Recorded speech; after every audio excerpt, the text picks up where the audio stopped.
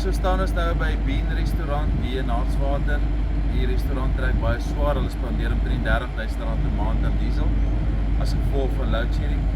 Soos jy kan sien of hoor, daar loop die generator op die stadium, want hulle is nou op die tweede 4 ure schedule vir die dag. Hartswater sit met 'n probleem, hulle kry loadshedding van die Eskom af en die dorp self kry ook load reduction, want die dorp is net gelimiteerd tot 5 megawatt. So as hulle oor dit gaan, dan sit Eskom die dorp ook af, so die plek kry dubbel loadshedding.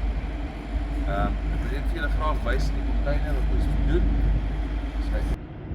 Right, hierso het ons nou 52 kW high voltage Sunsynks ingesit, so is 50 kW per inverter.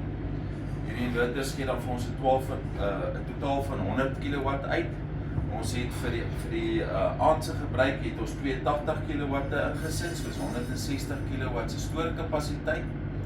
Ons het ook op die dakke het ons 140 sonpanele. So die restaurant gaan basies nog steeds in Eskom of in die munisipaliteit gekoppel bly, maar hy behoort omtrent so 90% in 'n off-grid scenario te kan funksioneer. Die verbruike by 'n restaurant verskil hoofsaaklik, want naweke is gewoonlik besigger of sekere aande is besigger, so om vir 'n totale off-grid stelsel te size in die geval gaan half onekonomies wees en onbekostigbaar wees in die geval van so 'n tipe besigheid. As jy meer wil weet, kontak ons by EcoTrades en dan kan ons vir jou oplossing bied.